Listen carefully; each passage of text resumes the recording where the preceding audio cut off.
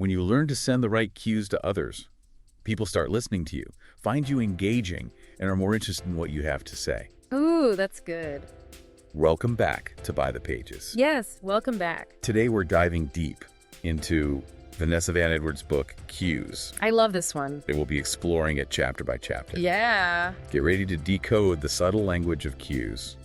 And, honestly, I think this is something that we all kind of inherently understand on some level. Yeah. Like, we notice these things, but we don't always know how to, label them or categorize them. Right, or even pinpoint, what is it that's making me feel this way about this person? Exactly. Vanessa does a great job of really breaking it down. Yes, she does. And I think it's especially relevant today, right? Because so much of our communication is happening online. Yes. Where we're missing out on those nonverbal cues. So we have to be even more intentional about the ones that we are sending. Absolutely. All right, so let's jump right in with chapter 1, shall we? Let's do it. Chapter 1 is titled Cues That Put You in Control. That's a good one. And it really sets the stage for understanding how we can influence perceptions and outcomes simply by adjusting our cues. I think one of the best parts of this chapter is the story that Vanessa opens with about Jamie Siminoff. Oh, yes, this Shark Tank pitch. Yeah, his Shark Tank pitch for what would later become Ring. $1 billion idea. $1 billion idea. And he didn't get the investment. He did not, and it was because the way he was presenting himself was so off-putting to the sharks. His cues were undermining his message. Exactly. And it's a powerful reminder that how we present information is just as important as information itself. Which brings us to the concept of the charisma zone. Ooh, yes. Love this. Vanessa explains that charisma isn't about some magical quality. Right. It's really a combination of warmth and competence. Yeah. So you've got to hit that sweet spot. The sweet spot. I like to think about it on a scale. Me too. Where do you fall on that scale? Are you all warmth, no substance? Are all business, no charm. Right? Ideally, we want to be somewhere in the middle. Yeah, finding that balance. But it's not always easy. It's not. And it's interesting because when we think of highly competent people, like a Mark Zuckerberg or an Anna Wintour, yes, they often struggle with projecting warmth. They can come across as intimidating or hard to read. Exactly. And that can actually hinder their effectiveness as leaders. Because people might hesitate to approach them with ideas or concerns. Right, which leads to missed opportunities.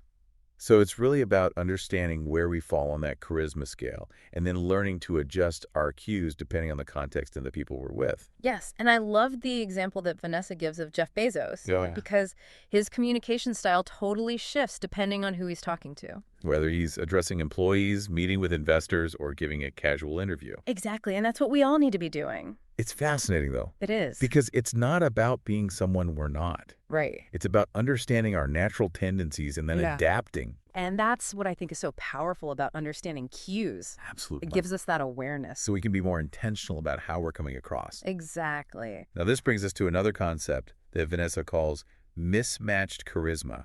Have you ever met someone who, despite your best efforts, you just couldn't seem to click with? Oh, all the time. Like, no matter what you did, you just couldn't find common ground. It's so frustrating. Well, Vanessa says it might be a case of mismatched charisma. Oh, interesting. Your natural communication styles are clashing. I see. So it's not that either person is doing anything wrong. It's just that their styles are fundamentally different. For example, Yeah. imagine a highly competent, data-driven individual. Like an engineer or a scientist. Exactly. Yeah. Trying to connect with someone who's very expressive and emotional. Like an artist or a musician. Yeah. They might find it hard to find that common ground. It makes me think about those times I've felt instantly at ease with someone. Me too. It's like Yeah. you just click. And now that we're talking about it, I bet our cues were just in sync. Creating that sense of rapport. Exactly. So by recognizing these subtle dynamics, we can become more attuned to the unspoken language of cues and adjust our approach accordingly. It's like having a secret weapon. A secret weapon for connection. I love it. So chapter 1 really sets the stage for the rest of the book. It does. It underscores the power of understanding and leveraging cues to improve our communication and build stronger connections. I'm excited to dive into the next chapter. Me too. Let's do it. All right. So let's move on to chapter 2, the first 5 minutes. Okay. Vanessa argues that we form impressions within seconds of meeting someone. It's fascinating, isn't it? And also a bit daunting to think we're constantly being evaluated based on these initial cues. It's like we're always on stage. So what can we do to make a positive first impression? Well, Vanessa suggests focusing on 3 key elements: decoding the context, priming your presence, and sending the right signals. Okay, let's break those down. Sure. Decoding the context sounds like being mindful of the situation, right? Exactly. A job interview calls for different cues than a casual coffee date. Yeah, you don't want to show up to a job interview all like laid back and casual, Exactly. like vice versa. Right. Okay, so that's decoding the context. What about priming your presence? Priming your presence is all about preparing mentally and emotionally for the interaction. So if I'm about to give a presentation, taking a few deep breaths, visualizing a successful outcome, Yes, exactly. that could help me project confidence. Exactly. It's about getting yourself in the right headspace. Okay, and then finally sending the right signals. This is where it all comes together. It's about being intentional about our body language, our eye contact, even our tone of voice. Well, so Vanessa gives specific tips on using eye contact to convey confidence and warmth, Yes, and using open body language to signal approachability. like uncrossing your arms. Yes, exactly. She also talks about the importance of fronting, Oh, yes, I love this one. which is turning our body fully towards the person we're interacting with. It signals respect and engagement. I've noticed that when I'm fully engaged in a conversation, I naturally turn towards the other person. Yeah, me too. It's like a nonverbal way of saying I'm present with you. Exactly, and it makes such a difference. It really does. Vanessa also emphasizes the importance of a genuine smile. Okay, so I can't help but wonder, though, does a forced smile have the opposite effect? I think it does. It can come across as insincere. So how do we make sure our smiles are genuine? Well, Vanessa points out that a forced smile often only engages the muscles around the mouth, Okay, whereas a genuine smile, what she calls a savor smile, reaches the eyes. a savor smile. I love that. Me too. And it creates a warmth that's hard to fake. Okay, so it's about engaging those eye muscles. Exactly. It's about feeling the joy. All right, well, let's move on to chapter 3. Okay. Vanessa shifts our focus to the big 3: The nonverbal cues people notice first. hands, posture, and eye contact. Let's start with hands. Vanessa calls them the truth tellers, Because they often reveal our true emotions. even when we're trying to conceal them. Exactly. Think about it. When we're nervous, our hands fidget. Yeah. When we're excited, they gesture more broadly. Right. So what are some strategies for using hand gestures effectively? Well, Vanessa encourages us to use open palms to signal honesty and trustworthiness. Okay. And she cautions against using overly aggressive or pointed gestures. Because those can come across as threatening. Exactly. Okay, so that's hands. What about posture? Posture is all about standing tall, maintaining an open posture. Shoulders back, chin up. Yes, exactly. Vanessa suggests imagining a string pulling us upward from the crown of our head. I like that imagery. It's a good one. It helps us project confidence and presence. You know, it's interesting how our physical posture can actually influence our mental state. Right. There's a mind-body connection at play. When I stand up straight, I actually feel more confident. Me too. Okay, so Vanessa also gives tips for using posture to convey different messages. Yes. For example, leaning slightly forward can signal interest and engagement. Oh, like we're doing right now. Exactly. We're engaged. We're in the zone. We are. And finally, let's talk about eye contact. Okay. Vanessa stresses the importance of making eye contact, but also cautions against staring. Which can be intimidating. Exactly. It's about finding that sweet spot between engagement and respect. So what's the sweet spot? Well, Vanessa suggests aiming for a balance of direct eye contact and brief glances away. Okay, so it's not about locking eyes. No, it's about connecting and then looking away and then connecting again. It's like a dance. Exactly. A subtle dance. Vanessa also provides specific techniques for using eye contact to build rapport, convey warmth, even express empathy. Wow, so much can be communicated through the eyes. It's amazing, isn't it?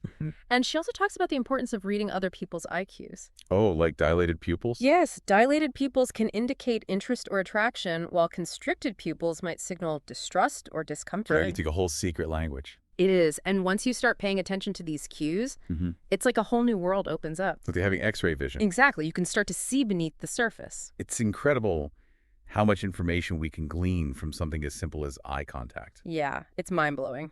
All right. All right, let's move on to chapter 4, Okay. the wow factor, Okay. where Vanessa explores the power of warmth cues. Warmth cues. Mm-hmm. Those sound intriguing. They are. What are those exactly, and why are they so important? Okay, so think about the last time you felt instantly connected to someone. Okay. It was probably because of their warmth cues. Okay. Those subtle signals that make us feel welcome and at ease. I see. Vanessa uses Disneyland as an example. Okay. It's not just the rides and attractions. Right. It's the cast members' smiles, the friendly greetings, Oh, yeah. and the little touches that create a feeling of genuine warmth.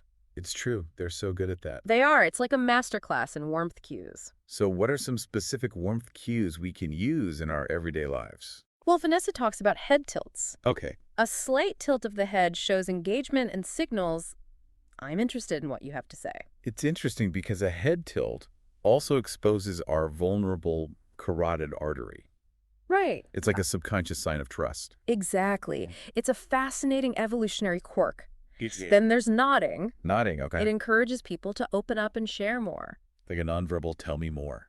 Exactly. They like that. And of course, we can't forget about eyebrow raises. Eyebrow raises, oh yeah. They signal interest, excitement, even recognition. Especially when paired with a genuine smile, Yes. which Vanessa calls a savor smile. I love that term. Me too. It perfectly captures the feeling of genuine joy and connection. So it's all about being authentic. Exactly. It's about tapping into our natural warmth and letting it shine through. Okay, what else?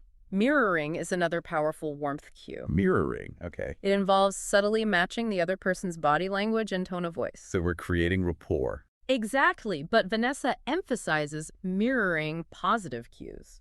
Oh, okay. We don't want to mimic negative body language. Makes sense. Right. Okay, so mirroring, what else? And finally, let's talk about touch. Touch, okay. A well-placed touch can create an instant bond.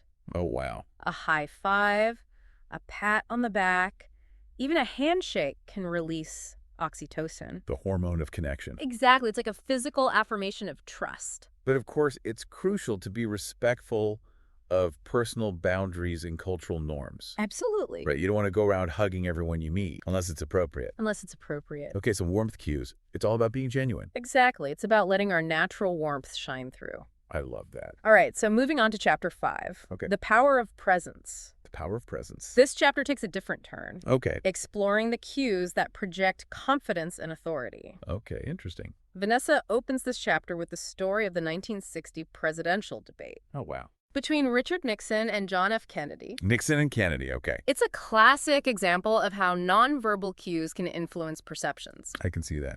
Nixon appeared pale, sweaty, and uncomfortable. Oh, no. His body language projected weakness and insecurity. And Kennedy. Kennedy exuded confidence and composure.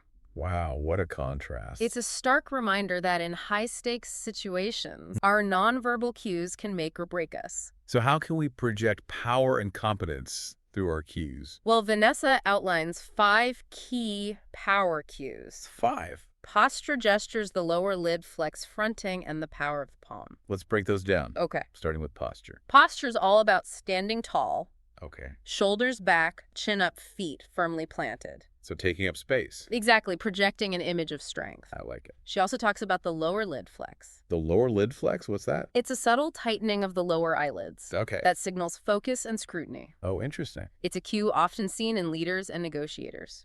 Okay, so it's like a look of intensity. Exactly. Okay, so we've got posture, lower lid flex. What about gestures? Gestures are another powerful tool. Right. Vanessa encourages using gestures to emphasize points, Okay. but cautions against overdoing it. Right. You don't want to be too flailing. Exactly. It's about finding that balance. Okay, so gestures then, there's fronting. Yes, fronting, as we discussed earlier, Okay. is about aligning our body towards the person we're interacting with. It signals respect and engagement. Exactly. And finally, the power of the palm. Yes. Vanessa explains how open palms Okay. can signal honesty and trustworthiness, Oh, interesting. while closed or hidden palms can raise suspicion.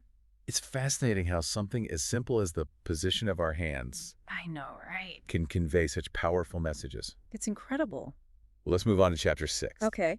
which is all about decoding deception. Ooh, this is a good one. This is where we get into the danger zone cues. Yes. The red flags that signal discomfort, dishonesty, or even danger These are the cues we need to be aware of. to protect ourselves. Yes, to protect ourselves from manipulation or harm.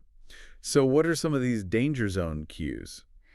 Well, Vanessa starts with distancing. Distancing. Okay. It's a natural human response to discomfort or dislike. Okay. We lean back, turn away or cross our arms. To create a physical barrier. Exactly. Okay, so distancing. What else? Then there's phubbing, Fubbing. the act of snubbing someone by focusing on our phone. Oh, that's a tough one. It's a major danger zone cue. And so disrespectful. And it's become so common. It's true. We've all been guilty of it at some point. Yeah, it's a reminder to be mindful of our phone habits. Especially when we're interacting with others. Exactly. Put those phones away. Okay, so we've got distancing, subbing. What else? Vanessa also talks about self-comforting gestures. Self-comforting gestures. Like rubbing our arms, wringing our hands. Oh, yeah. Or touching our necks. These gestures can signal anxiety or insecurity. Exactly. Okay. She also highlights the shame cue. The shame cue. Okay. That subtle touch of the forehead I've seen that. that often accompanies feelings of embarrassment or guilt. Interesting. And of course, we can't forget about contempt. Contempt. That one-sided lip raise Oh, yeah. that conveys disdain and disrespect. It's almost like a sneer. Exactly. It's a cue that can poison relationships. So we've got to watch out for these danger zone cues, both in ourselves and in others. Exactly. Awareness is key. Vanessa stresses the importance of being aware of our own resting faces, Yes. Are we inadvertently sending negative signals? even when we're feeling neutral. Exactly. It's a good reminder to check in with ourselves. Make sure our facial expressions are aligned with the messages we want to convey. Well said. Well, Vanessa provides a wealth of information and cues, She does. It's a fascinating exploration of the power of nonverbal communication. and a practical guide to using cues effectively. I highly recommend it to anyone who wants to improve their communication skills. Me too. It's a game changer. Well, that's it for our deep dive into Vanessa Van Edwards' cues. That was a good one. Remember, you can find a link to Vanessa's book in the episode description. Yes, check it out. And be sure to like and subscribe to By the Pages for more insightful deep dives into the world of books. We'll see you next time. See you next time.